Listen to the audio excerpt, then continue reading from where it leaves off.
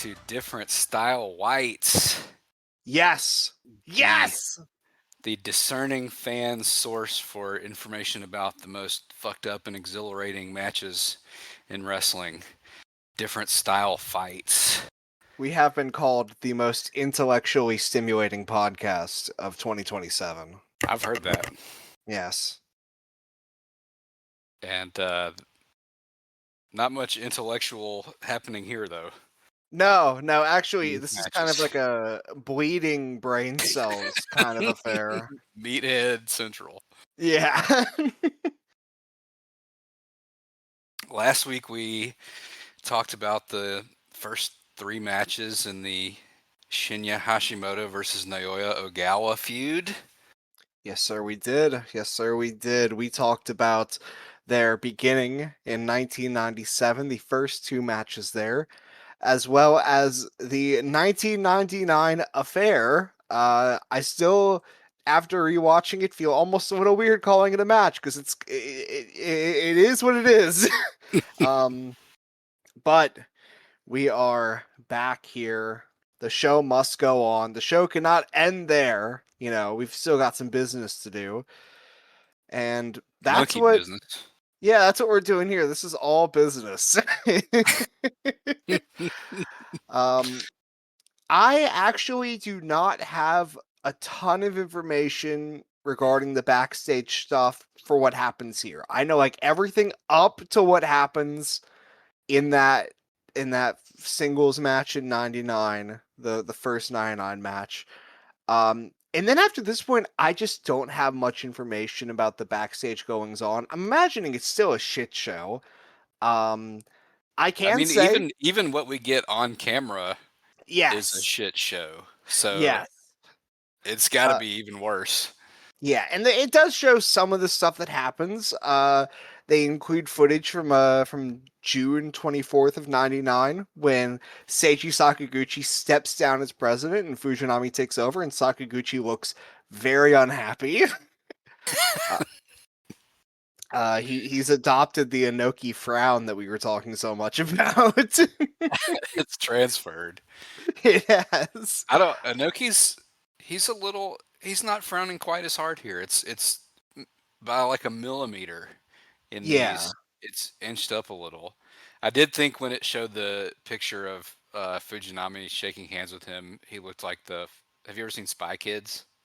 Yes, I have, yes. He looked like one of the Fooglies from Spy Kids, you know, like the bodyguard. Yeah. Inoki did. So I had to like screenshot it. It was terrifying. Oh my god, dude. That's a crazy fucking pull. Oh shit. I have a 15-year-old, so I've watched it probably more recently than you. No, dude, that was my shit when I was a 5 years kid. or so. I loved Spy Kids. That really was pulling on. That was a deep pull that I appreciated. That's awesome. It's Robert Rodriguez, and that I also Dude, will it's never. so sick. Yeah, I'll never forget those guys because she was loving the movie until that point. She was like, "Nope." Yeah. Well, So she you know doesn't even know what? how it ends. I feel for your 15-year-old. I think the first time I watched that, I was like 10 years old, and I think I did the same thing. But we're not here to talk about Spy Kids, even though that'd be a great podcast. We are here to talk about Shinya Hashimoto, who is so locked in, and Naoya Ogawa, who is so fucked up. And I mean, like, this is such an interesting like preamble on the actual footage, like everything they show leading up to the match, which the match we're talking about is October 11th, 1999. New Japan Final Dome 1999. This is happening in the Tokyo Dome again. We are exclusively having matches in the Tokyo Dome for this episode, in fact. Yeah. Which I mean, let's just talk about that real quick because we were talking about that elsewhere.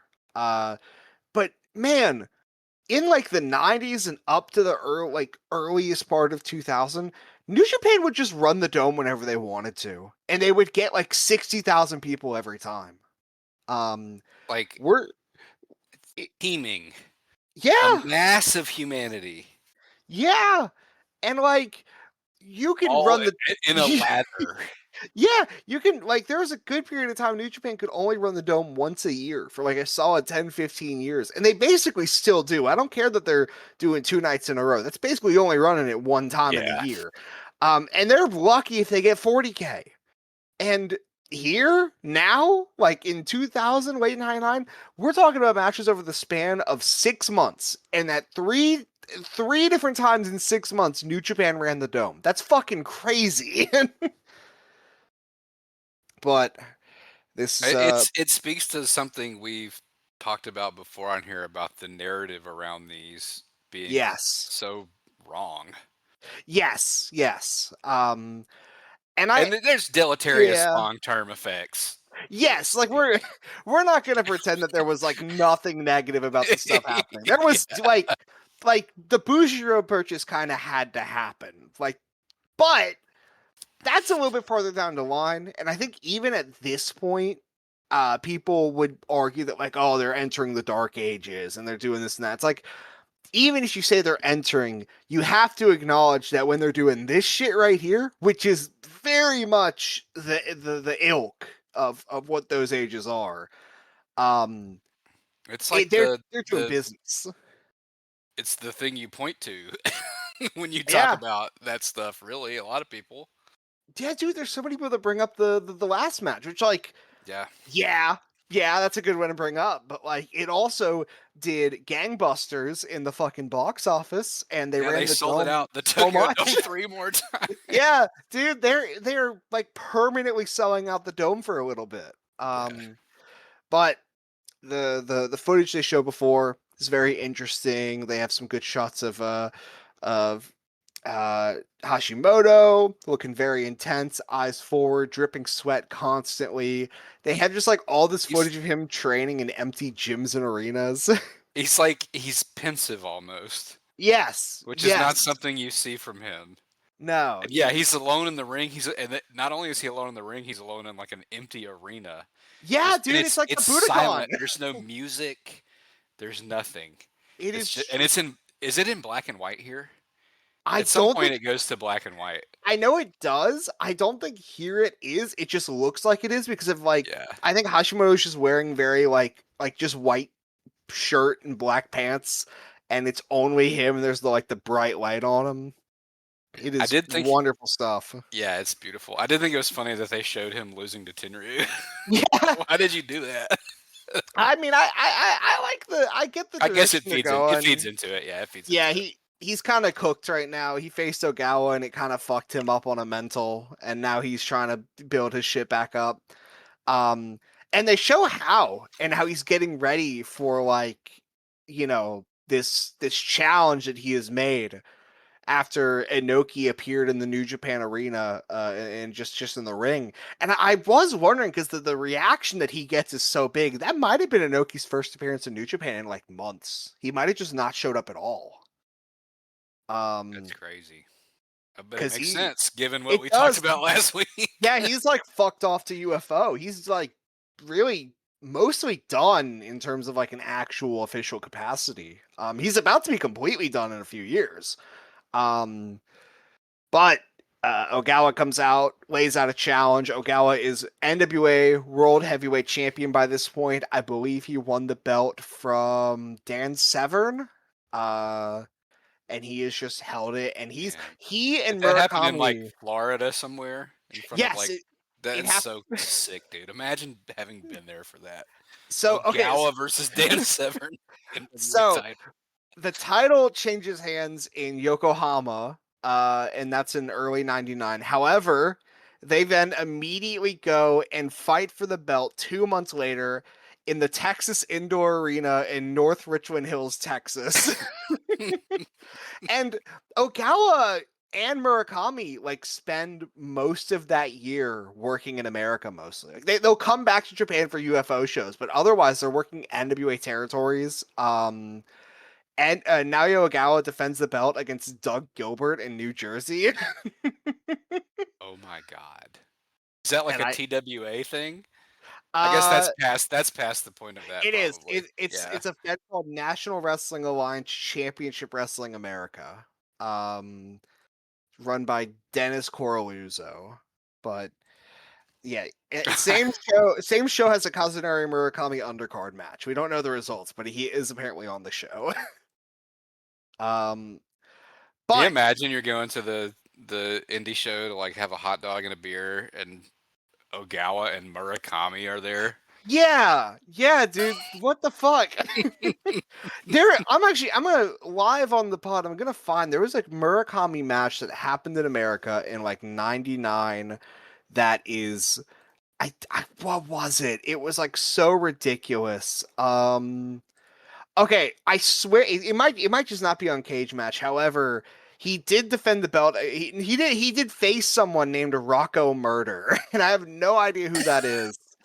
And it just happened in a high school arena for that Sounds pin like we a guy just who would be said. in Juggalo Championship Wrestling. It does. He Rocco Murder. does.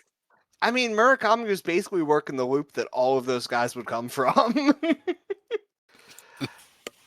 But meanwhile, while they're doing all of that America stuff, Hashimoto is in New Japan training, getting ready to face Ogawa one more time. Huge And there's pop. this really cool footage that they show like right after the whole fucking Hashimoto getting pissed off and challenging Ogawa thing. And it's Don Fry and Kazuyuki Fujita giving Hashimoto like MMA training, like trying to teach him how to deal with Ogawa's like bullshit. Um, I got so hyped when I interesting, saw Don Fry, dude. dude. Like he is the most American man. He's got that like thick fucking Yes. mustache. He still has the long hair too, which is like such a throw off. But And right before they show that training, the voiceover says "revenge match," which dude, activated something in my brain as a yeah, fan of Abdul the Butcher. it's so good. Um, It's also interesting too, because like you would kind of think that Fry and Fujita would be in the Inoki camp, and they'd be Yeah, not with them. But at this point, Fry is actually more affiliated with New Japan, and Fujita is still on New Japan contract. I think in a few months he has his last match, and he leaves the company to transfer to Inoki office, as they called it, which is just basically meant he was being managed by Inoki for all of his MMA and wrestling stuff. But it did remind me of the very weird alternate reality we almost got. Because, Abby, how much do you know about like how 01 came to be? I know the very basic outline of like Hashimoto wanted it to be like the, I don't want to say the cliche thing, but like the New Japan NXT basically, Yeah. and they told him no, and so he fake retired, which like we'll get into, but not a ton of detail beyond that. Yes, so that's a pretty much the best way to put it on like the most basic levels, that he wanted to do his own thing. He had seen Fujinami, because Fujinami had Muga, had like his little sub-fed thing, and he was like, I want God to do that bless. too. So he creates it was like New Japan Pro Wrestling Zero was the name of it. I think it was actually meant to be kind of a younger guy thing. It was like all the guys that Hashimoto had stock in, and would kind of build them as the people in the Fed. He got into hot water with New Japan because they were originally going to let him do it. It was like Choshu didn't like that it was happening, but he kind of just said okay because they had nothing else for Hashimoto to do. He was not wrestling at that point, which we'll get into, but like he is still in the company. They're like, okay, we'll let you do this. We know how much you want to do it. So they get it And going. wrestling is so hot in Japan Yes. at that moment. Like it's Yeah. Dude, massive. it's so hot, and Hashimoto is still probably the most popular wrestler in the country, even in retirement. So, like, yeah, I don't know why they wouldn't let him do it, besides politics, which is why Yeah. it was such a conflict to begin with. But they do agree to let him do it. And he announces, there's a little announcement in like Shoe Pro. I think he announces that the first guy that'll be affiliated with Zero is Kazuyuki Fujita. So he was like the day one guy for that project. Um, However, Hashimoto eventually goes and makes contact with Noah to like get something going, because I think he and Misawa had already been talking to each other for like a year and were like generally good friends at that point. So he's like, hey, I got this thing going. I want to bring in some Noah guys. New Japan, very not okay with that because they are building a relationship with All Japan. And of course, Noah has only just started existing in the last few months because all of those guys left All Japan. So Yeah. when word gets out, All Japan's like, hey, what the fuck is your guy doing?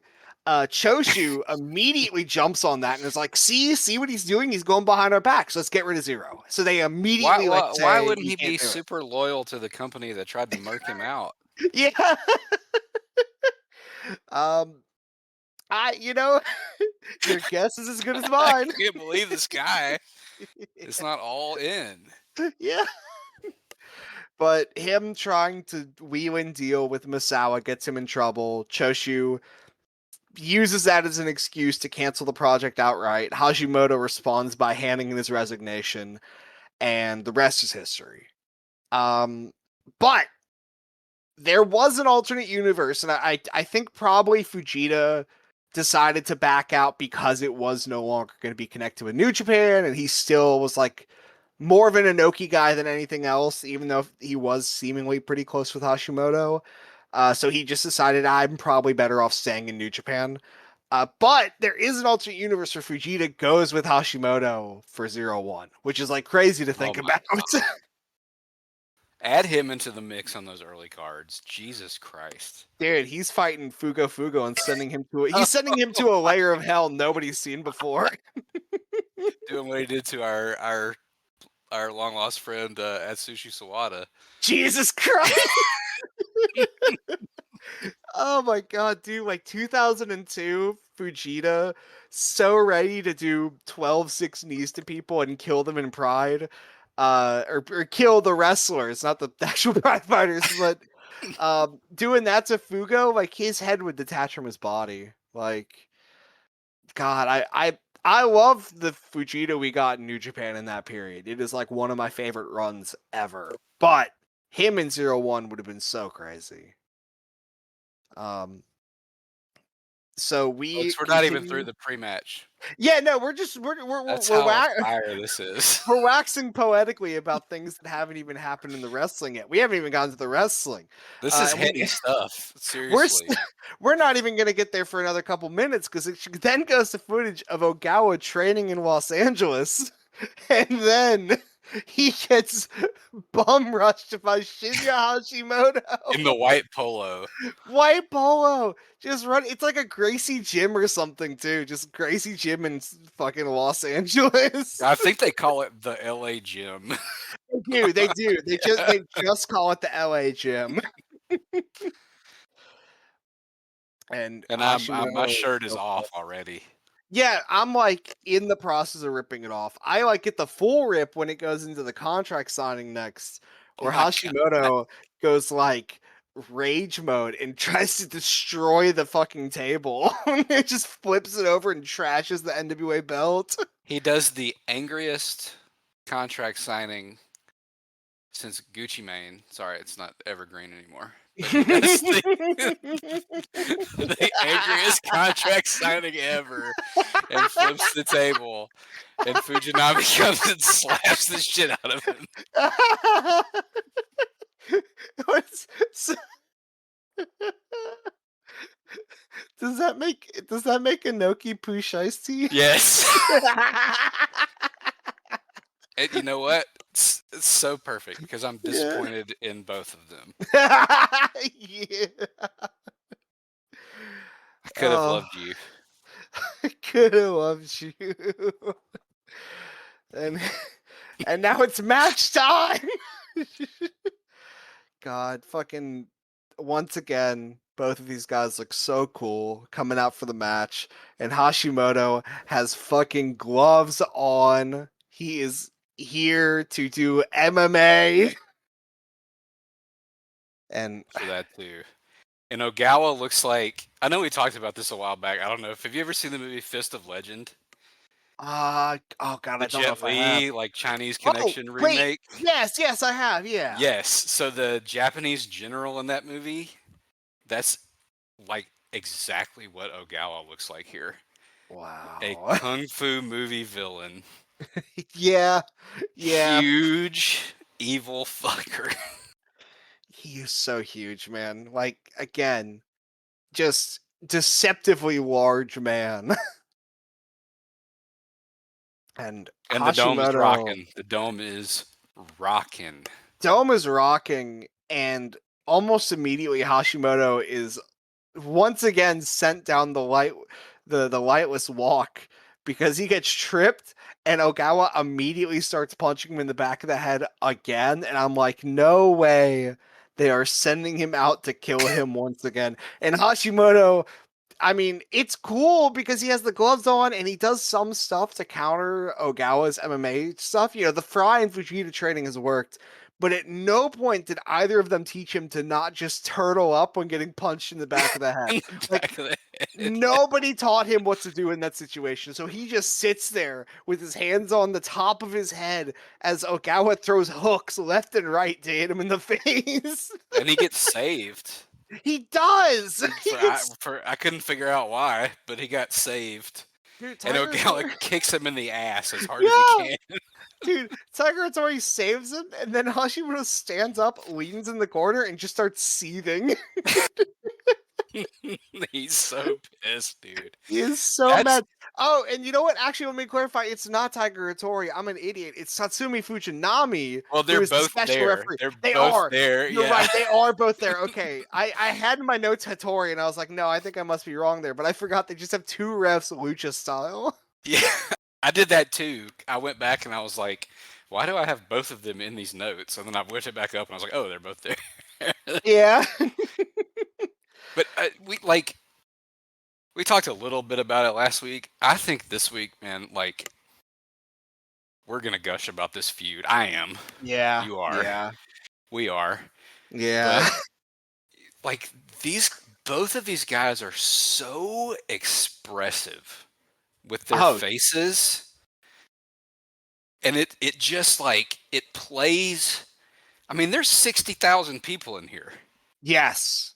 but they are moving the crowd with their faces. It's wild. It is actually just completely like mind blowing how well they are able to communicate all this shit. And I mean, like, Hashimoto for years has been this guy. He has already been capable of doing all this. Ogawa is such a fascinating figure in all of this because we saw him in those first two matches. And I love both those matches.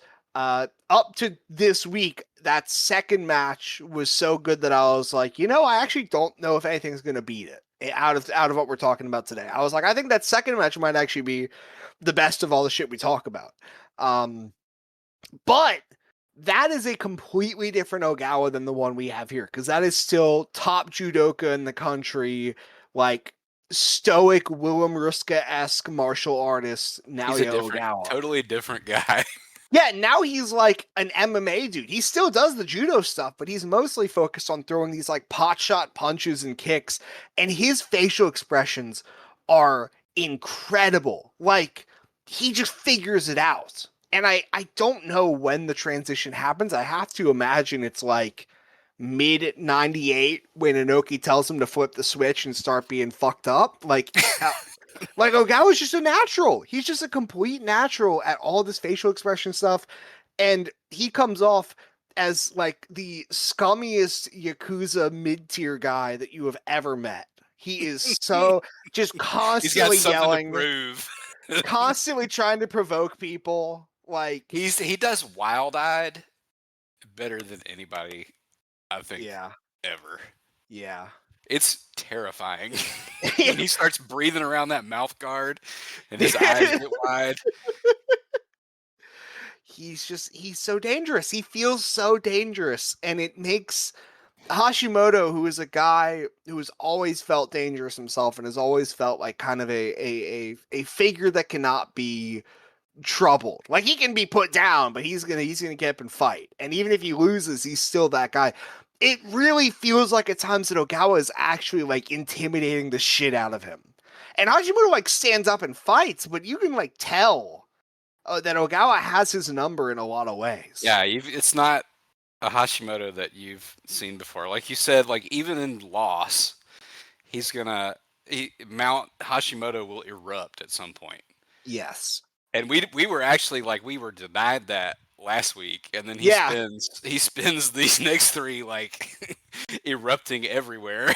Yeah. Just erupting all over the place. Because he right after the part we're talking about, Ogawa runs in and punches the shit out those straight Yeah. punches that he's been throwing, and Hashimoto like does not react No, he just eats it. and continues to look pissed. And that leads into Fujinami finally stepping in and going, okay, break it up. Because I think at this point, like fucking uh Ogawa's like getting really into the corner. He's just trying to punch him now. And Fujinami's like, well, you gotta break it up because of the ropes. And Ogawa shoves Fujinami, and Hashimoto just flies out of the corner with a no-handed headbutt to the jaw. And Onita bum rush style. dude, I saw it and I was like, he has figured out, like he knows how to different style fight, but he's tapping into something here. He's got a spirit that he has not had anywhere else yet. And we said these are all in the dome, right? There's a lot of times where the crowd like goes unhinged, but this is definitely one where the reaction to that is like the same reaction I had watching it 27 years later on the couch. Like, just they cannot believe that Hashimoto has just done this. They can't believe it. They're so taken by it that they actually can't even stay sitting down. Like, you can see the crowd almost does a wave from how many people shoot up out of their seats just in awe of what they're watching. It's so good. And another thing that will happen repeatedly across these three, you're like, God, they're loud. And then he runs in and obliterates Ogawa Yeah. with a kick to the face, and they somehow get louder. You do not realize how loud they can get. And I put in my notes here too, because Hashimoto, amazing kicker, great fucking kicker, of course, but these ones especially are all so nasty, and he does these kind of kicks like these, and that, it's probably not even that they're more nasty than any other kicks he's thrown. It's just how well these matches are structured in like who has control when. That whenever Hashimoto does actually get the control back, he immediately goes to those kicks. And Ogawa is I'll just say outright, I think Ogawa is a great seller, and he's a great seller in a way that I think a lot of people wouldn't assume. Like, he's almost like cartoony in the way he sells half of his shit. Like, he takes leg kicks and jumps up in the air or like sprawls out, and it's so good. But because he's a movie villain, man. He is. I don't know. Like, we're so high on this right now, I almost hesitate to bring this up, but it baffles me how people don't see that with him. Yeah. No, I agree. People are like, oh yeah, he was a tough guy, but he wasn't he didn't get pro wrestling. Yes, he fucking did. Almost immediately. He completely got it. And fucking I love the guy so much. I really do. I've always been an Ogawa fan. I did an IGF deep dive like many years ago, and that actually might be the worst case for Ogawa's talents as IGF, because there are more situations where he's either put against outright shitters or guys that just don't know how to work with him, like fucking Travis Tomko. But he's even there, he feels like such a big deal, and he's great. And then you go to this shit, and it's like, yeah, I totally buy him as being this monster killing machine, but he's also just so great at every aspect of the wrestling, the facial expressions, the selling, the timing. Like, he gets it so much. Yeah, and then you add to that the fact that he's just like full force punching and kicking and ripping at limbs. Yeah. Like, what more do you want? Yeah. There's a really awesome moment like right after all this too, where Hashimoto goes for the double wrist lock, which has kind of been his white whale for the whole feud, is he really wants to get Naoya Ogawa in a double wrist lock. And it feels almost motivated by the moment in their last match that we talked about last week, where Ogawa gets a full extension double wrist lock and like makes the conscious decision to let go, because if he didn't, he would actually snap Hashimoto's arm in half. And the rest of these matches almost feel like Hashimoto just trying his damnedest to get one in, because he has to get his get back for that happening. And we talked about that last week. It's so nasty. Yeah. I mean, you give it 3 more seconds, his arm is broken.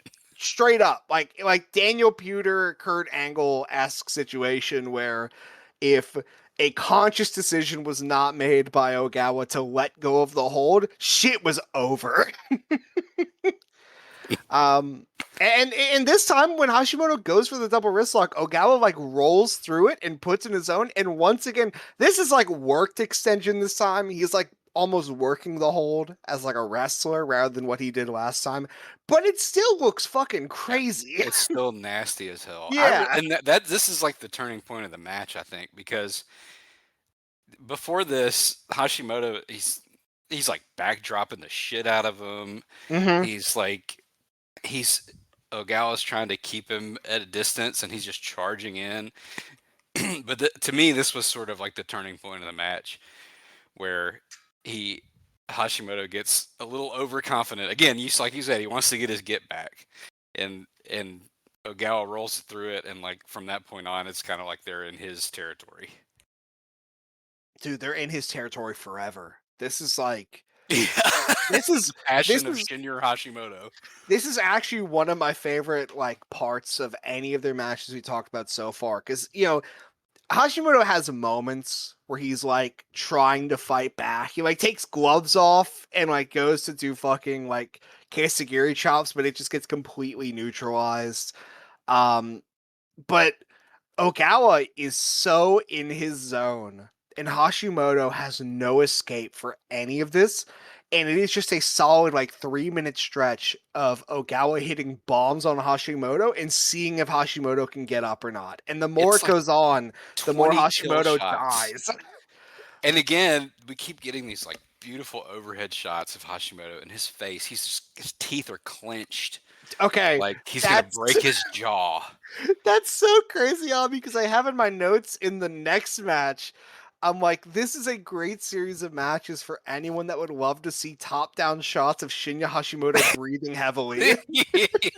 Every single match has like at least Well, 20 seconds of it, but this match has like a solid minute. put me in that category because Yeah, I was going crazy. dude. And I, He's yeah, getting no, wasted. Punches, actually, kicks.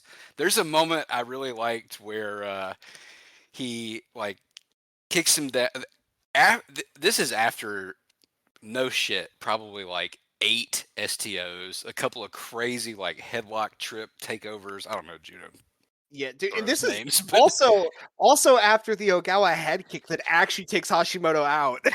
oh my god. Yeah. But he's still like coming through it, and there's a moment that I also loved where Ogawa gets him down, and he looks like he's about to go for the soccer kick that he killed him with last time, and he stops himself, Yeah. and then he murders him again, and then he Yeah. does. Yeah. And like fucking And Fujinami Fujinami. is like, please don't get up, dude. Yeah, Fujinami is like looking at him like, do you really want to get up? Do you really want to keep going? And Hashimoto's going, yes, yes. And there's this one shot where Hashimoto looks outside the ring where Tiger Hattori is now standing to look at like the other angle. And the second Hashimoto looks at Hattori's like moving his arms like, no, no, just stop. Do not get up. He's like doing the fucking almost, I thought he was going to throw up the X sign. Like he was freaking out on the outside. And Hashimoto just won't stay down. He just keeps getting up and he just keeps eating STOs and eating Ippons and eating head kicks and punches to the face. And then there's a slight bustle that you can hear in the ring, and the crowd kind of picks up and the camera switches to like a hard cam shot. And here's Antonio Inoki punching Ogawa in the face. In a tuxedo. Yeah, he's in a full tux with a little bow tie. I wish he had still had the manga mask on. He should have had a mask of his own face like Sting. I bet they made those. Can you buy like a Inoki mask They with a big ass they chin? they did make those. I can say for Ah, certain they made those, they and did. That's I so would love to awesome. have one. I'm gonna put that up in my office one day, mounted on the wall like a deer. Yeah. But yeah, and then Hashimoto gets up and he's like trying to yell, and Inoki like grabs him by his ears or hair or both and like yanks him down. But it's like lovingly. How do you even convey that? It's so weird. It like I get the exact emotions they were trying to go Yeah, for, and I don't know how they pulled it off, but they did. guys, it's just it's a masterpiece. What's better Yeah. than this? Jesus Christ. I And like this is a like divisive match, yes. not to the level that the previous one The was, previous one obviously. the previous one, we were very clear about how much we understand why that one's divisive. This one, I don't get. I if you want the epic match formula with a bunch of 2.9s or like because that's another thing I wanted to talk about. Beyond the first two, none of these are billed as different style fights, right? Even the second one's not No, because that's the title match, right? it is. Yeah, no, none of these are. There are no pin attempts in any of them. Like Nope. formally, these are different style fights. If you want like back and forth 50-50, like there are 100 other incredibly great Hashimoto matches you can watch. This is still like a perfectly executed and beautifully told story with like perfect beats. Yeah. No, I fully agree. And not to go like Twitter over analysis mode, but I will say almost to the extent with what we see here, this is almost kind of a dismantling of like the formal epic match style that these kind of big Tokyo Dome main events at this point especially are having. Like earlier in the show, literally the match right before this, Keiji Muto versus Manabu Nakanishi. Yeah. I think that match is awesome. I really dig it. I wouldn't even say that one's like a great example of an epic kind of match because that actually is like way more like they do a lot more with it than just moves. Like Muto's in great form there, and Nakanishi's in great form always. But it still has elements of that, especially in like kind of the ending stretch. Um, this match's whole ending stretch is just one guy hitting move after move after move, and it's less and like the last second get ups are less about the excitement and more about like can this guy actually survive what's happening to him, and you're just not going to see that shit from like anywhere else, Yeah, and especially at this point. this guy is Shinya Hashimoto. Like In the kitchen. he's unbelievable. Both of them are. Ogawa's in full dickhead mode standing over him. Like Yeah. ah, this is a great match. It's fantastic. And I immediately upon finishing it, I was like, well, I was so confident that the second match would be my favorite already. I think this one's taking it over. But it does not it doesn't stay in that position for long because we got a tag match up next. 3 months later, January 4th, once again in the Tokyo Dome. We got an attendance number of about 64,000 people. Not much. um and we have Shinya Hashimoto and Takashi Iizuka against Naoya Ogawa and the debuting Kazunari Murakami. This is That's his so New crazy. Japan debut. He has already been wrestling a little bit. I think he debuts like at the end of '98 in UFO. And he works there, and he works in the States as part of like the tour that he would go on with Ogawa. Um, and he works Battle Arts. That's like the most like that's the place he works the most regularly in '99. He's mostly feuding with Muhammad Yone, where they are just beating the fuck out of each other. Um, But he's gotten some experience under his belt. Battle Arts kind of serves to be a really good place to develop him, especially for this kind of stuff. But this is his first match ever in a New Japan ring. And they come out wearing the fucking awesome Naoya Ogawa zombie airplane hoodies, which I've been Yeah, hunting for forever. I made it a point to put in here. Please ask someone to make this. I swear to While God, we're I think talking. like Stash Pages or one of the other things that like died in 2019. I think they made like a rerun as like t-shirts at some point. Um and the hoodies might even still be sold. I think there's a chance that Naoya Ogawa has like a web shop where he still sells these things because they are like not only popular, they are like super popular in terms of wrestling merch in Japan. And I've seen multiple wrestlers make like parody shirts and jackets of that design. So I wouldn't be shocked if he's still selling them. And I need to invest. um, but they have that.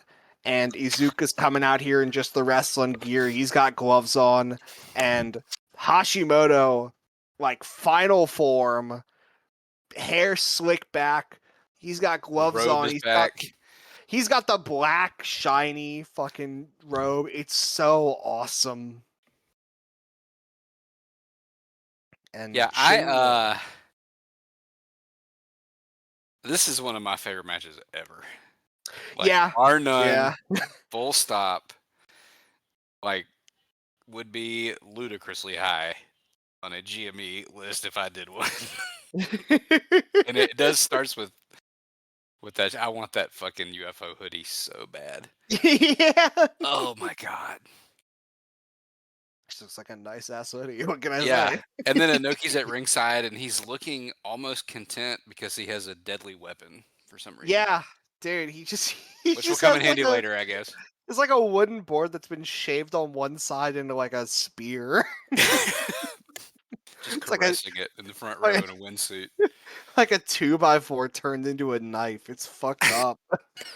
Um, but no, it these guys like immediately go crazy. Like Murakami bum rushes. It's awesome because it's like they're filming an Ogawa Hashimoto stare down, and then you can see both of them kind of look over to the side, really confused because Murakami and Iizuka have already gotten into it. Yeah, and we got to do a rewind to just at least mention last week Yes. what the beef is here. Yeah, the beef, of course, is that Iizuka put Murakami in a coma for shoot. Um, the post-match brawl between the UFO guys and the New Japan guys after the January '99 match. Tiger, Murakami was starting all of these fights, so like this probably would have happened anyways, but it is really funny to think that the reason this happened is because Tiger Mask Force shot first and punched O'Hara, and that led to the entirety of the New Japan locker room like mobbing Tiger Mask, and then Murakami jumps in and half the locker room splits off to beat him up, and it's during that beat up that Iizuka repeatedly stomps his head into concrete and puts him into a coma. Which may be shocking if you only know Iizuka as like the crazy old man with the tinfoil Wolverine claws or whatever. Dude. But this was a bad motherfucker, dude. He Yeah, looked I I ridiculous here. I love Iizuka. I love him so much. I love like the crazy old man with the crazy beard and the iron claw shit. Like I love that Iizuka. That was my introduction to him and I thought he was awesome. Uh and I love all the Yeah, Noah I don't. stuff he He is did. But awesome. I don't want to disparage yeah, I was gonna say, old man but Iizuka. it's so weird because you go back to like this period of his career, he is like a bad motherfucker and also maybe one of the best technical wrestlers on the planet. Like he is incredible at grappling and he's like a high level pro wrestler and like less than 10 years from this he's going to turn into the crazy guy and that's partially due to like some really bad injuries that like hampered his physical ability to like go and do this crazier like high level stuff.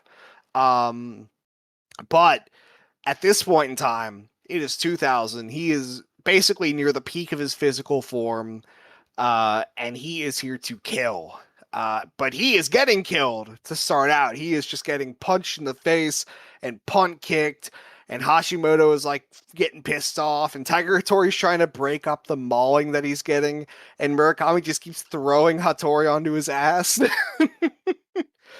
um, and Murakami, in the middle of like Iizuka being dead on the ropes and everybody checking on him, grabs a mic and does like a dump Matsumoto like 70s style mid-match mic appeal. Just talking shit on the And, live yeah, mic in the and dome. Iizuka is unconscious Yeah, he's on like the totally apron. out. He's totally out. And I think that is like I think fucking yeah, because that's when Hashimoto like says fuck it and runs over and starts mauling him. Smokes him. He And knees that's him in the face so hard, dude. so hard. And that's when Ogawa gets in, and Ogawa is immediately trying to punt kick him. And people are like flying through the air in the crowd, dude. Yeah, Like, it's like yeah. unglued. It's like someone with a stick of dynamite in the ring, and now everybody doesn't know what to do. And fucking Fujinami runs in to try and get control, and Murakami hits him. and I think that is when Hattori declares a no contest. No, Well, okay. In my Okawa notes, just I wrote Fujinami, but Fujinami did not run in. It was a guy that looked like Fujinami. I think it was probably Kuniaki Kobayashi. I figured that out like 5 minutes later when the actual Tatsumi Fujinami comes in the ring with a suit on. when they stop it after Hashimoto eats like a full force kick to the face and again like no sells it. Yeah. And then and then just Ogawa just casually kicks the hell out of the unconscious Iizuka on the apron, just like being tended to. Yeah. And that's when and then people come in and the bell rings. Yeah, and Like fucking he's already dead, Fujinami's bro. he's already dead. And Fujinami's trying to get control, and Hashimoto is yelling that he wants the match to start back up. And then that's when Inoki materializes in the ring with his big pointy stick. And the entire time I'm watching it, I'm thinking of the moment from The Ultimate Fighter from like season fucking I don't know, like one of the later seasons. And I've just seen this clip so many times because it was like one of the more popular clips on YouTube. It's just this fucking dude crying because he wants to fight someone in the house that they're in, and he's like, "Let me bang, bro. Let me fucking bang." And I'm just imagining Hashimoto begging Inoki to bang, and then Inoki gets on the mic and says, "Let them bang." Yeah. And he's like he picks up Izuka and he's like looking him in the face, and he's like, it's fine, man. It's just a concussion. Like, what's the worst that could Yeah, happen? yeah, you're good. You just got like a stinger. You're all right. And immediately he is not all right because Murakami once again goes back to mauling him. And out of fucking nowhere, I rewound this like 20 times. It's so In the beautiful. middle of Murakami mauling him, Iizuka like flips him over and puts in a perfect armbar. It's so slick. It's like Volcon level slick. Yeah, it's unreal. It's so crazy. And he has like full extension. He is like flipping upside down to bend it in a more dangerous angle. It really looks like he's gonna break his arm. And fucking Murakami gets the ropes, and Iizuka responds by throwing heaters. He gets in mount, and he starts throwing crazy punches to the face, and he puts in a heel hook. Like, this And is the yeah, most Tiger dangerous Hattori. man. Yeah, Tiger Hattori is like, come on, you gotta get off of him. Somebody needs to like Photoshop his head on the Tiger Woods DUI. Yeah. Put a Ogawa behind him. I bizzer on that. Yeah. Fucking Hashimoto gets in now, and immediately, like, he kicks Murakami once, and it's a really nasty kick, and Murakami looks at him like, what the fuck, dude? And then Hashimoto kicks him again, even harder, directly in the face, and smokes him. Murakami is out. He is gone. He's in Yeah, another man. world.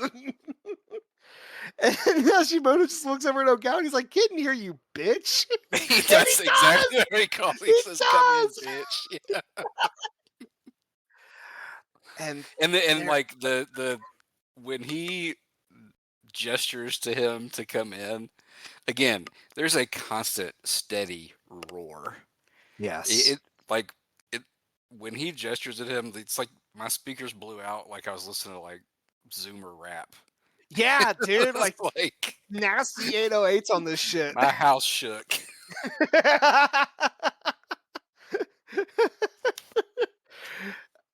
And they get right back into it, like fucking like they never left, like nothing has changed. Right back in, fighting it out.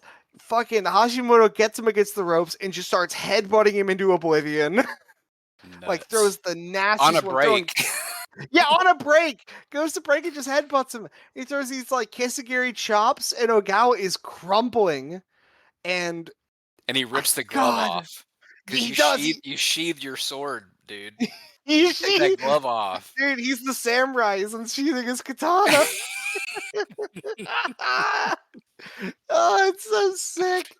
It's so good. And once again, like the 97 match, they get into a little skirmish because Ogawa's got a headlock in, and he's going for judo throws, and fucking Hashimoto's like fighting it, and it turns all the way into a backdrop. And it's such a fucking fantastic struggle. It's Insane struggle I so wrote that down to, man. Like, oh my god, it's so oh, good. it's so good. And The oh, announcers are squealing.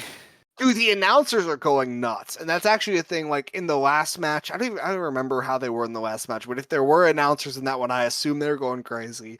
This match, they go nuts, and they continue to go nuts in the next match as well. Like they are so into this shit, because everyone is. It's impossible to not be. If you aren't, you're a bitch. Like it's unreal, just how like the energy in the air, like your hair could be sticking up from the electricity. Yeah. Like it's so crazy. And Ogawa fighting off as best he can. He gets in a little triangle choke and he's holding on and he won't let go even when Hashimoto gets to the ropes.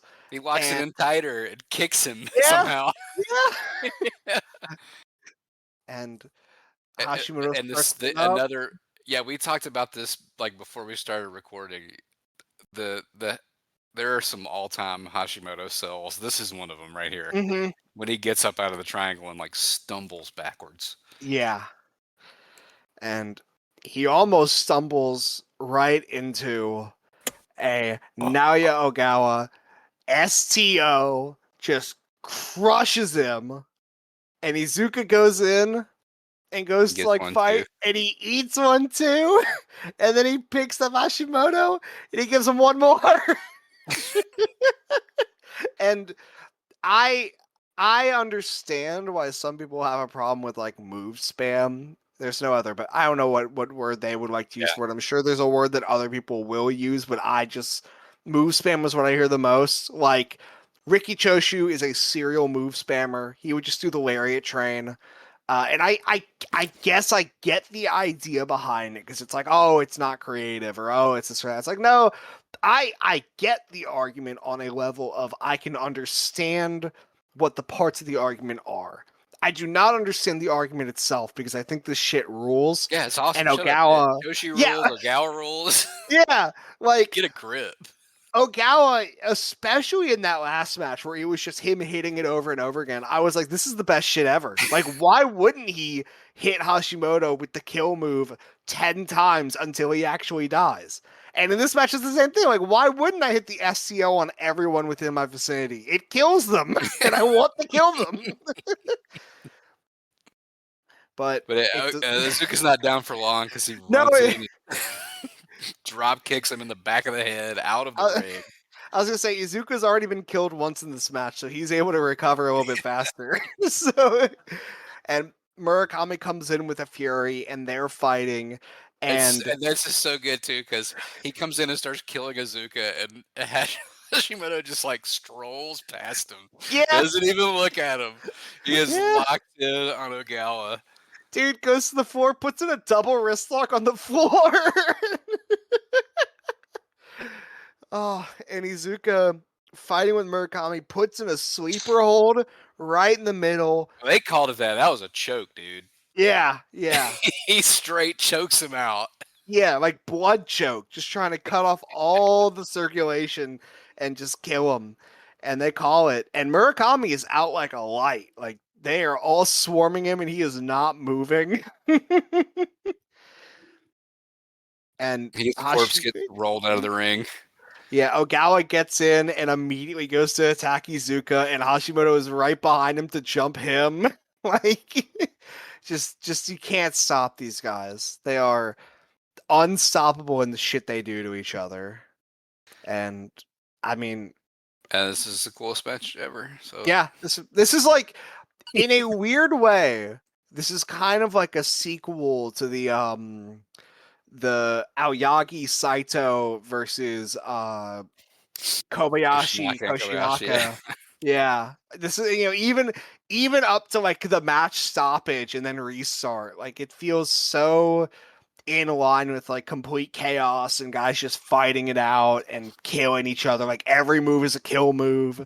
Like this fucking rules. I love this match so much. We get a little shot of Inoki. Are you proud of yourself? And you know you what? have to watch. I saw that Probably so. shot of him and I was like, you know what? Maybe he should have had Ogawa shoot on Hashimoto. Maybe that's what it took for Yeah. this to happen. You know what? Why'd I doubt him? I've never succeeded in doubting him before, you know? Like um and that is the penultimate match up to their final match against one another on April 7th, 2000. But before that happens, Yes. I just want to Yes. mention Yes. that in March of 2000, there is a Ricky Dozon Yes. memorial show, and they actually have a main event where Shinya Hashimoto and Naoya Ogawa are on the same team. And that's not even the most fucked up part. Yeah, they're facing the greatest tag team ever, a very historic and tenured tag team in the world of wrestling. It is Genichiro Tenryu, which I've seen that match. I promise you, the Tenryu versus 2000 Ogawa interactions live up to the hype. That shit's Yeah. crazy. But it's Tenryu teaming with a man that many of us know as BB Jones, but you may also know him as Ron Reese or Reese. the Yeti. he's he's just here. Like it's fucking like what is he doing in this match? I've seen it and I've seen his performance and I'm like, wow, what was the thought like I'm not even saying it because he's bad. I don't have any opinions on him. Andy likes him. I respect Andy. I've seen this is like one of the only matches I've seen. I'll be entirely honest, but like He was in Raven's Flock and he's 8 feet tall, so dude, he's massive. He's so huge. He's like the tallest man to ever live, and fucking he's teaming with Tenryu. against the team of Ogawa and Hashimoto, who are not done. No, and it shows because they fight each other during the match. A fitting tribute to Ricky Dozon. Yeah, dude, Ricky Dozon. I mean, imagine what he would have done with BB Jones. Like that would have been all timer.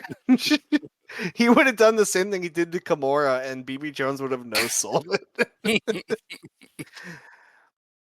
But after that very bizarre intermission that actually I think everyone should watch as part of the rivalry, not only because it continues the rivalry, because they do fight each other, but also because it feels like a nice little detour right before the most heartbreaking match of all time. I'll put it on the playlist with the others.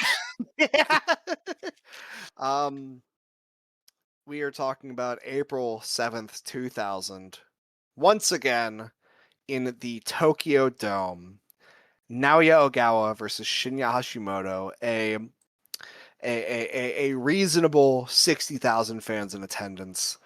And the stipulation for this match, not even a formal stipulation, I believe it's just a declaration. Shinya Hashimoto has stated that if he loses this match, he will retire from professional wrestling. And he is here and he does not have the long hair. He has shaved his fucking head. Crazy. Yeah, we should. This is cool, but we should make it even more intense. Yeah, That would be cool. let's stake Shinya Hashimoto's entire life on this match, and also send him out with a buzz cut. And the presentation here is on par with the second match last week to me. Yes. Like, this is an all-time Tokyo Dome set for New Japan. There's a big ass lightning bolt over the stage. They've Yeah. got the lion mark, like grocery store doors, that open from the middle. Yeah. Hashimoto's coming out through like the most dense fog you've ever seen. Mm-hmm. Ogawa has the NWA World Title, which is like the old school version of the belt, which to me Yes. adds something to this. It does. Oh, these are good. If you couldn't tell. Yeah, no, I mean these are pretty good. I write in my notes that I hate Buzzcut Hashimoto as a look, but I get why it's here, and I'm happy they did it because it does add more to the match. But I keep looking at him, and I'm like, this is the most fucked up thing I've ever seen. It's like It doesn't look right. It's like going into the video game and doing the glitch to remove hair from not John Cena. He's already lost it. Like removing it from like fucking oh god, I'm trying to think of a good wrestler, but they're all bald now. Dolph Ziggler, like going in there and doing it to Dolph Ziggler. Like you've just done something wrong and you got to fix it. He looks like the fat kid from Major Payne. That's crazy. I was like, he looks like a fat kid from some movie I've seen. That's the one. Oh my god. You smile for a fat boy. You found a cookie in your pocket. Oh I'll put Major Payne on the playlist too. Yeah.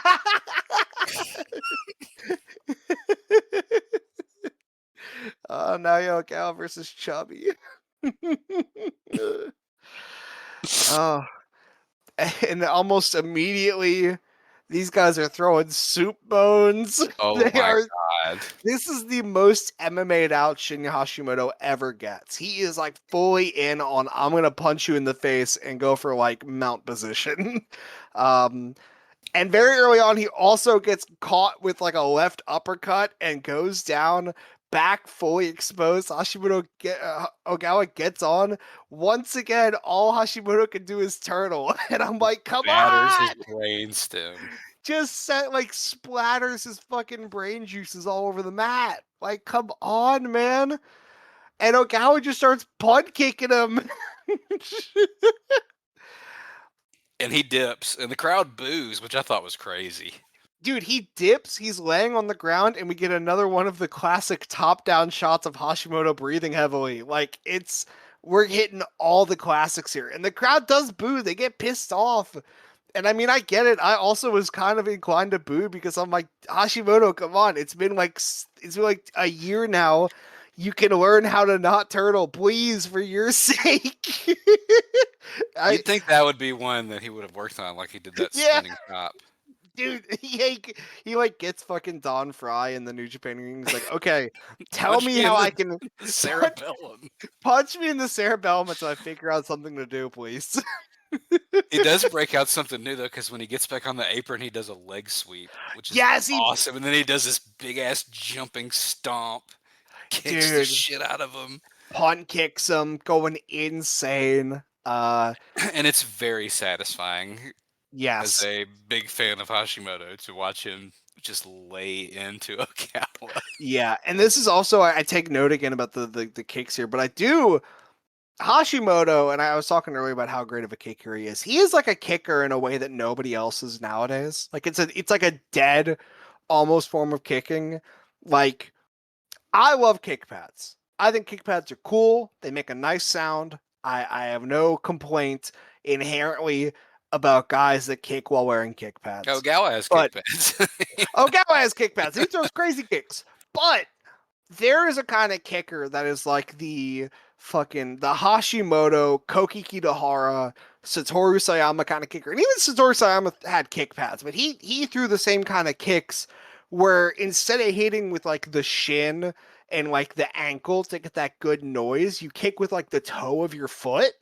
Yeah, he's doing And like real round kicks. yeah, and he's like And he trying to catch him with snaps the them off foot. so fast, man. Yeah, like it's He insane. cracks them off. Yeah, and I think this is around the time that Murakami runs in and he's like trying to get Ogawa, like trying to like The break him up for a finish. second so Ogawa can get a breather, and like three New Japan guys all run in to try and like beat him up. Yeah, they show you, little bitch. Yeah, and that This coming. immediately leads into Shinya Hashimoto has Ogawa in the corner, and he is just headbutting him over and over and over and over again. It's crazy. They do this in almost all these matches too. They like do the callback to the second match where they're like, or the I guess it's the third match where he climbs him out, where he's Yes, got the yeah. clinch in the ropes. But yeah, he just starts short headbutting him, and it looks a lot like something Iizuka did in the last match. And I'm like, I wonder if he was on the Yes. apron, like, okay, this will be Yeah. coming later on Different Style Whites episode 15. I will be doing this also. And And fucking Tiger Hattori is trying to separate him, and he's just the most hapless guy of all yeah, time in all can't these. can't get anything done in this match, and I like just nothing. And the crowd is going nuts. There's this great shot of like right after the headbutts, Hashimoto throws a few like kicks right to the head while he sat down, and you see like these two salarymen still in their suits like jumping out of their chairs in the background, freaking the fuck out at the kicks. And Hashimoto Ogawa like rolls out and he rolls onto the ramp, and Hashimoto falls him, gets him in the headlock. And is this the first DDT of the whole feud? Because I actually cannot I really remember. think it is. And Yeah, it's on the ramp, and Ogawa takes like the craziest bump on the DDT itself and then off the ramp. yeah, he like bounces off of the ramp from the impact. It's nuts, and the crowd goes nuclear. And And Ogawa, when they finally do get back in the ring, he's finally like a little bit cautious with the yeah, punches. dude, Like he's on the back foot. it's like he's like because the thing is that he was always so happy to rush in because Hashimoto kept getting him in these headlock positions that go for the DDT, but he just could never do it. Like, first two matches, the reason he couldn't do it is because Ogawa would escape and immediately hit an STO. And then these last three matches, he's just found his way out. So he's never been afraid to like engage because he's just always succeeded in avoiding the DDT. But now he's been hit with it.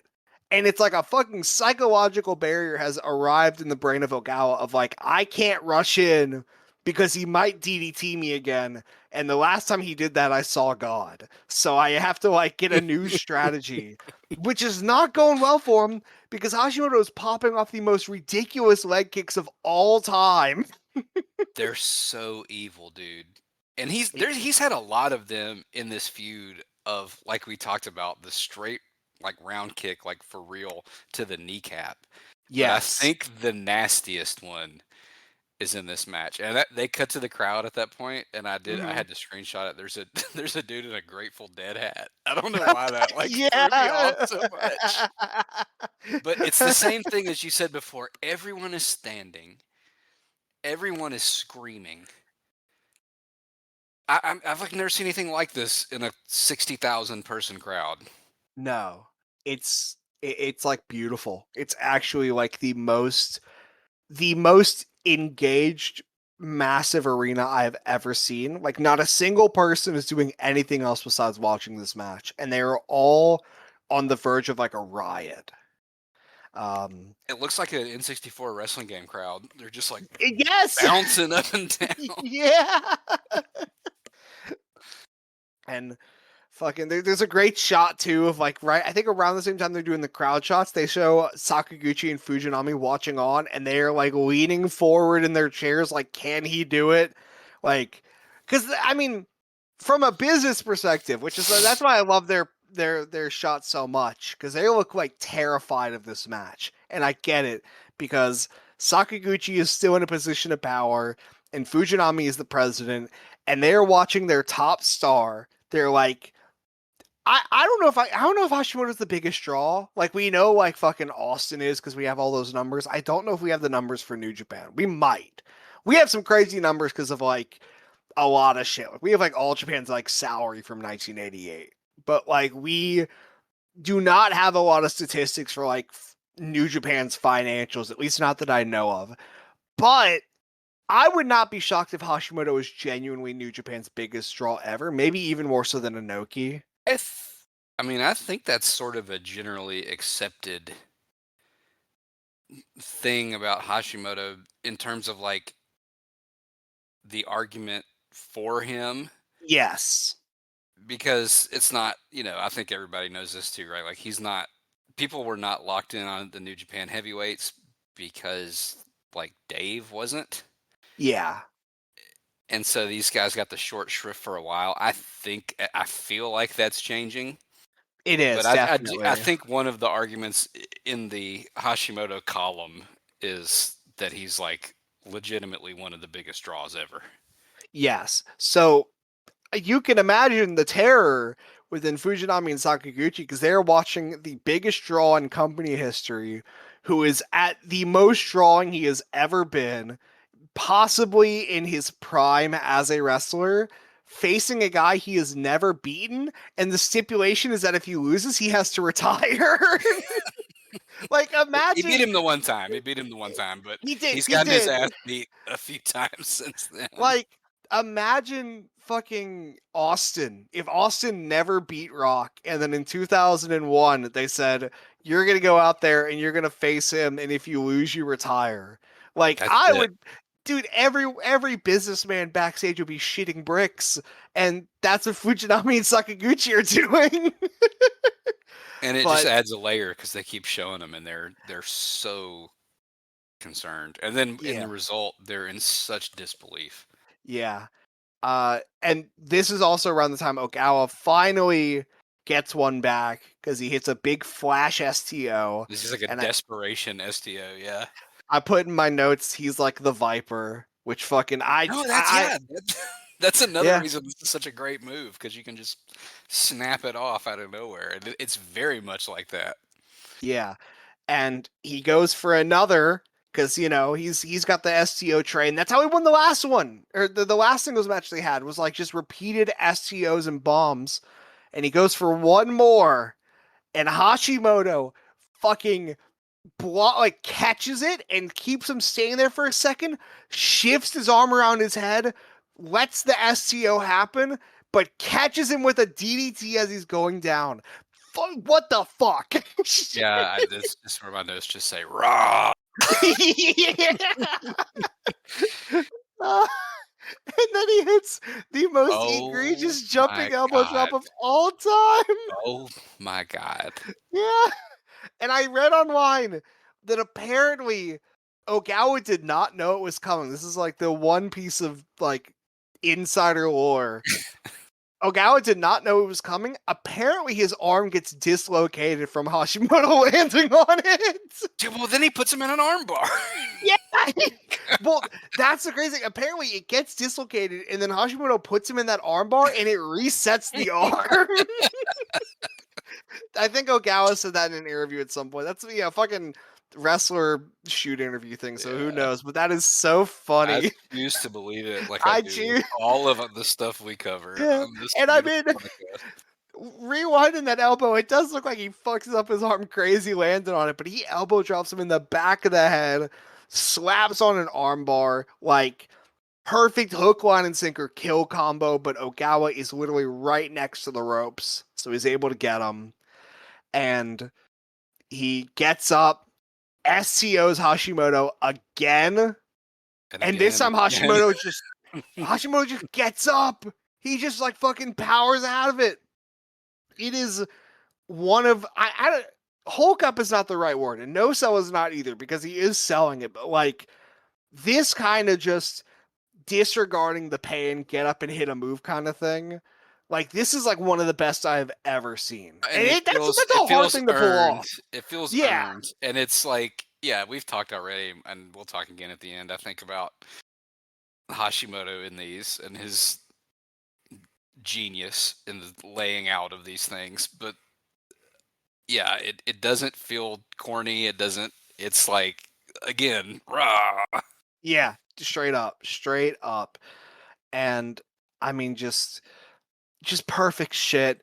Stands himself up, hits like the Inoki Ollie sliding leg kick as hard as he can, and crumples Aoyagi.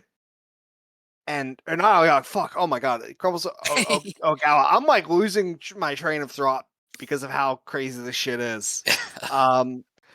Because Ogawa eats it, and Hashimoto gets up to go do more, and Ogawa catches him with the fucking SCO. And another. And And then we get that another. sleeper from the first two and some crazy struggle.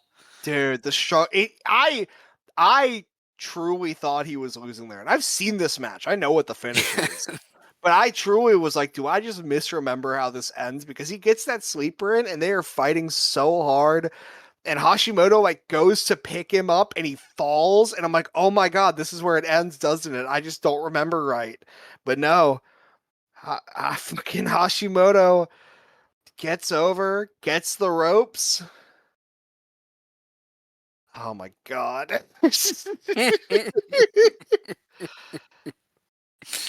And one more. The denouement. One more Just big space tornado Ogawa, and Hashimoto is on. We get another overhead, but he is on another planet. yeah, just sent to a fucking different universe, and big overhead shows him looking at the lights, and I will say the announcer at this point is like losing his mind. And I read a thing online where apparently one of the things he kept yelling during this like count, because they do a 10 down count on Hashimoto, and he is just screaming at Hashimoto. He's like, "Get up, Hashimoto! Get up, Shinya!" Just yelling at him. And Hashimoto is like looking up the lights, saying something, and there's a couple different translations of it. Um, but one of them is just him saying, "I can't do it." Uh, Tiger Tori counts it, gets the 10. Hashimoto is just laying there staring at the lights, and his career is over. And the crowd responds appropriately. Shinya Hashimoto has fallen. There is a blood-curdling shriek Yeah. from a woman in the crowd. I think the announcers are literally crying. Yeah, one of them is, like 100%. Fujinami and Sakaguchi are in absolute disbelief. They have been owned by Inoki again.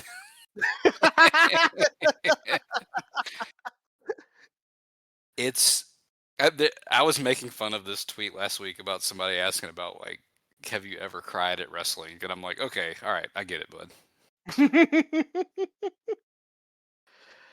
Yeah. Inoki grabs the mic. Fuck you. You're off my GWE, bitch ass. Inoki grabs the mic and does this little chant. And I'm like, you bitch. You cannot do the Ichi Nissan Da He right now. does. He's trying This to isn't read the room. this isn't the time. You shouldn't be hitting your catchphrase as the crowd is crying. And Hashimoto like bows to him, and Inoki like holds his head and shakes his hand and shit. And he goes and shakes Ogawa's hand, and Ogawa has this such a weird look on his face because you wouldn't think he won from how he's looking in the ring. Um, which I think kind of also plays into like the eventual goings on where he like goes with Hashimoto and they're like the best of friends. This is weirdly Ogawa has just retired the guy he has dogged on for like a year, and the guy he has had like death beef with the entire time. And this is the one time he's not going around the ring provoking people. He is like actually just kind of not sure how to proceed. And Yeah, thankfully for us, this is not the end.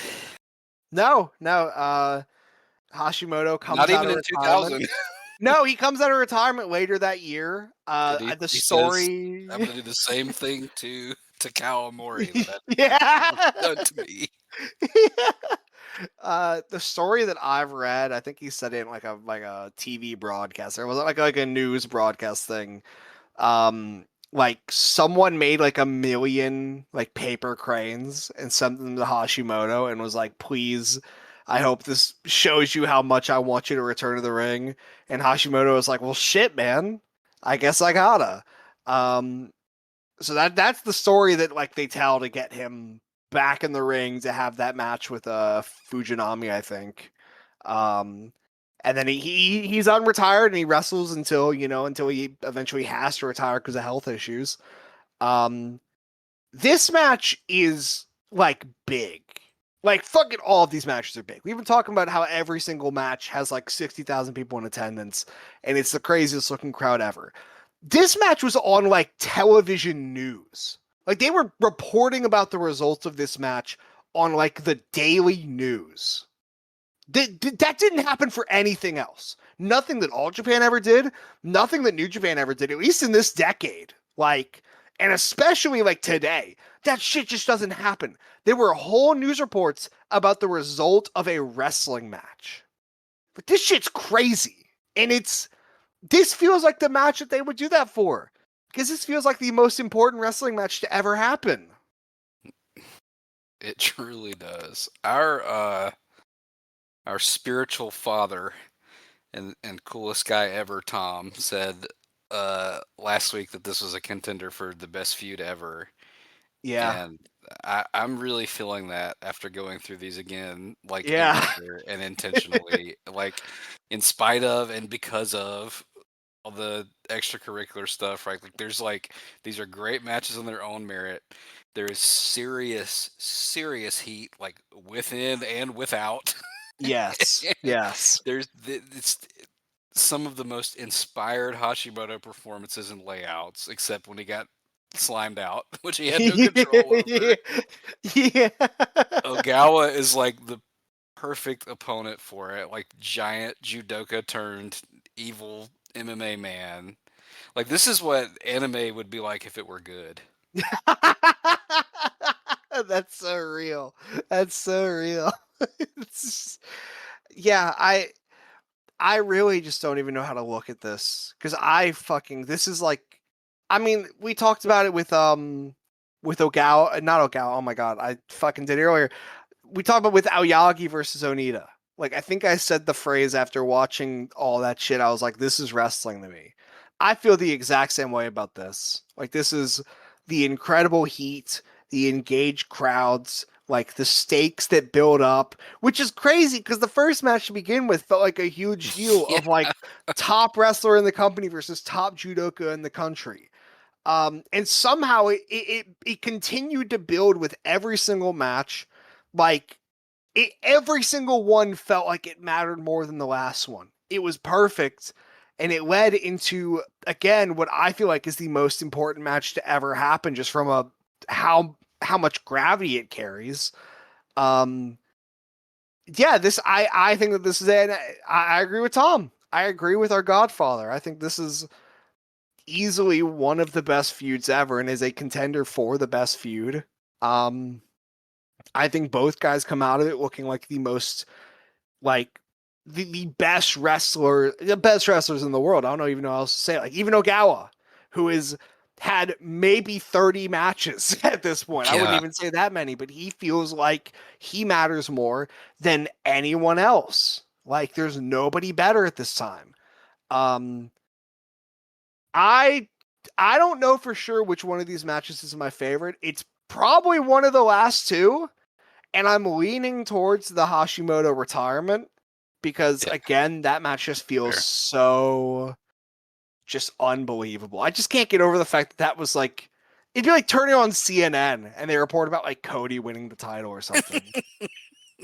Like that's just what happened because of this match. This match was so important that it just ended up on like the daily news. Like that's crazy.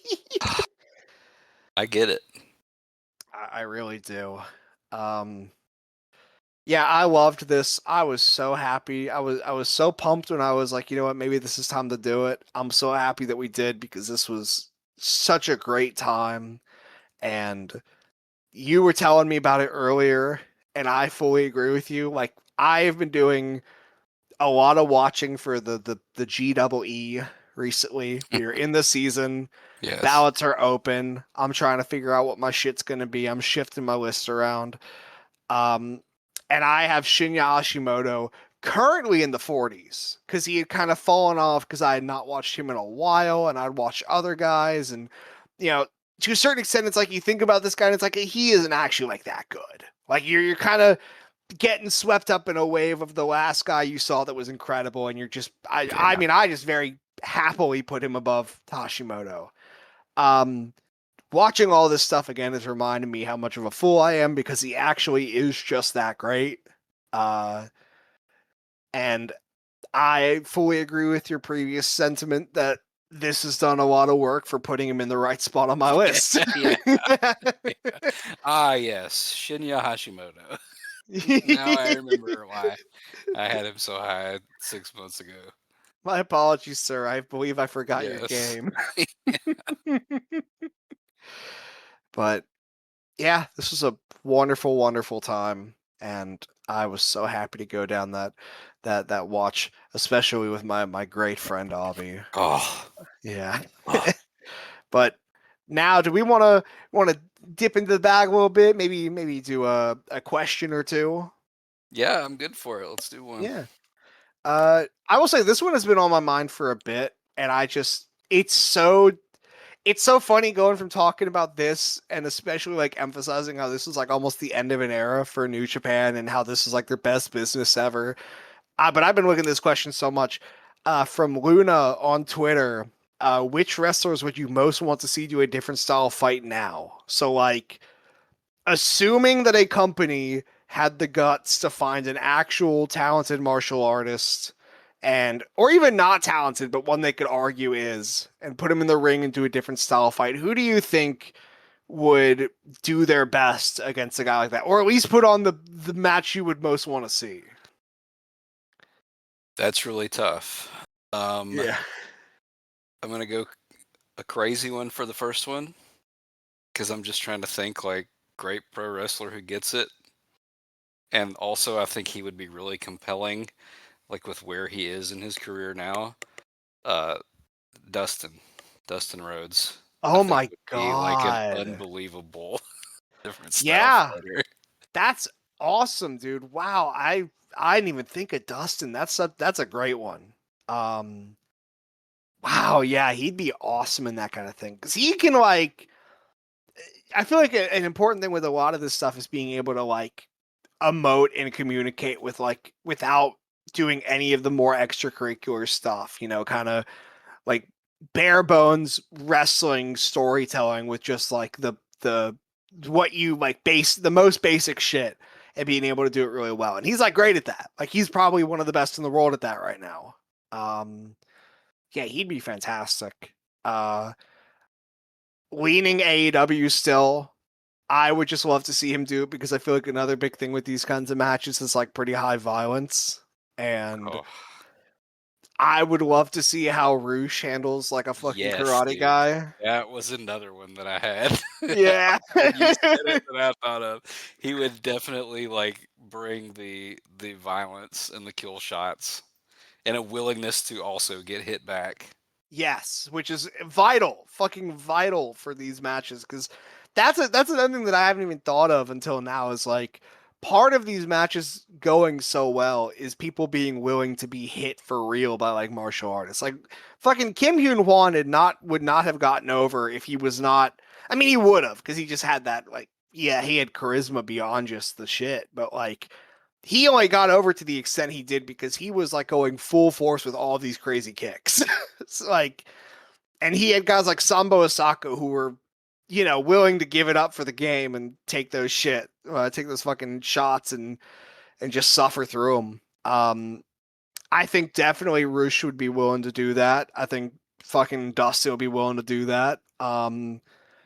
Another guy that I think would maybe be willing to do that, going more to the indies. And he was just when you were talking about Dustin, I immediately thought of this guy, and I was like, oh, you know what? He could be fun. Uh, Fucking Tank, man. I would love to just see him deal Yes. with a karate guy or a judoka or something. That would be so funny. If not great, at least very funny, and it probably would just be great. This one's gonna be off the wall too because I think it could be bad, but I think it but it could also be awesome. I think it would be fun to see like a more like classical lucha guy put in this situation. Yes. I think Mystico would be really I crazy to see. I I kept thinking of Misako, and I was like, I don't know, but I feel like he'd It could probably go do either good. way. Yeah, no, yeah, I think it could really go either way. But honestly, I think especially with like, I mean, put that shit in Arena Mexico, it'd go platinum. You know, let Yeah, him get, the give him spectacle would be there. the spectacle would be incredible. I feel like there's like one more guy that I'm thinking of that because I'm trying to think of also who's a guy in Japan that could do it. Imagining if someone in Japan did, I'm having a really hard time with that. Oleg But Boltin. Oleg Bully, I mean, he almost could be the different style fighter. Yeah, that's true. I mean, Because he's a good wrestler. yeah, put him in the ring with like Aaron Wolf and let them just go balls to the wall with a different style fight. That shit would be like mind blowing, probably. Um, yeah, he would be fucking great. Oh, there's someone else in New Japan. Oh, fucking Yuya Uemura. He'd be great. He'd be great at that. I think he would Yeah, be like, especially because he is so willing to like do that old school shit. And I feel like he would probably, just from his attitude towards that, he'd probably have the best brain for handling one of that is these kinds true. of matches. He could give a great babyface performance too, and like, Yeah. oh yeah, that's a good one. He'd be like fucking Keiichi Yamada when he faced Donaka Nielsen, just eating that shit Yes, and yeah. trying to fight back with like throws. Yeah, I think that's kind of He'd my watch last the answer for this. tapes. Dude, he actually would watch the tapes. That's a vital part. We need someone that would be willing to watch the tapes, and he would. Is there another question we want to do for this one, or we want to just stick with that one? Because that was a really good one. I think Yeah, we dived into that one well. let's do uh Catch's question because it's really quick and It is. it's from a couple weeks back. Yeah. He said, rank Glacier, Mortis, Wrath, Ernest the Cat Miller best to worst. Oh. So our blood Hmm. runs cold guys ranked Yeah. best to worst. I I'm putting Mortis first. Fair, very fair. Yeah. I think.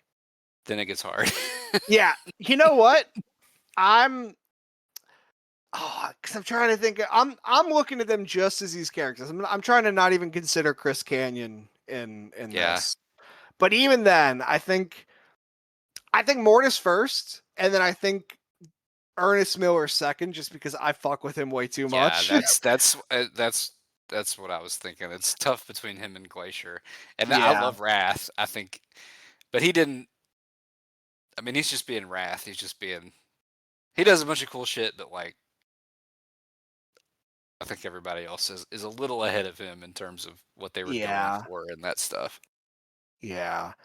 Yeah, no, I think I'd do Mortis, the Cat, Glacier, and Wrath as my order. Although, as much as I think Mortis is probably the best guy here for sure, part of me really just wants to put the Cat Yeah, number one because yeah, I it's keep hard. I keep thinking about the feliner, and I'm like, shit, man, what am I doing? And if you wanna treat yourself, just type Ernest Miller into YouTube and go watch some Saturday night matches and Yeah, again see how wrong everyone was on him.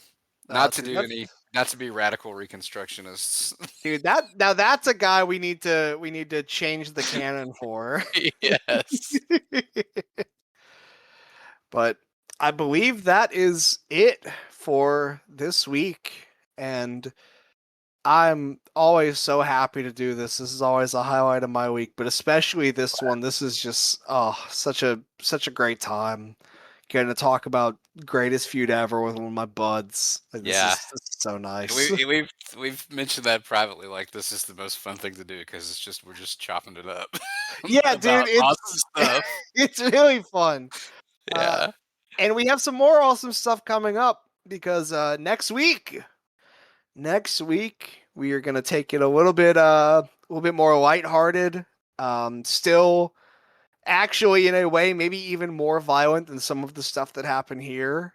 But in a way that's a little bit more popcorny.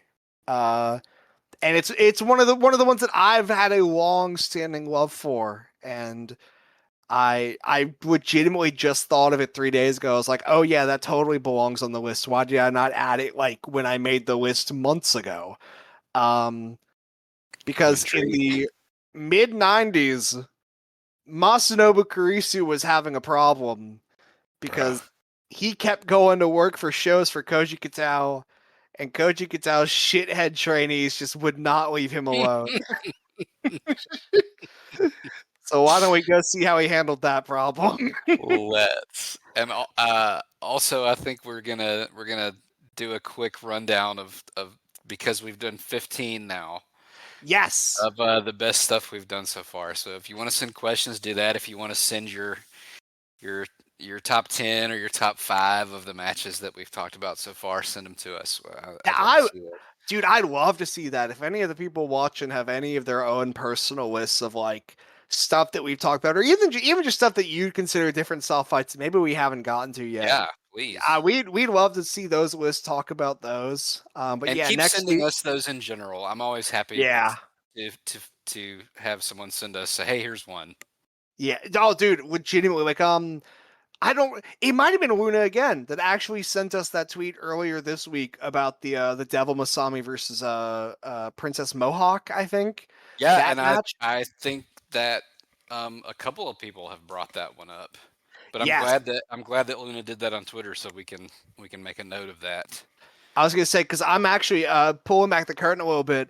I have a list of women's different style fights, and I was looking for one more that was a little bit more strike heavy because the two I have on my list for first coverage are way more grappling heavy. I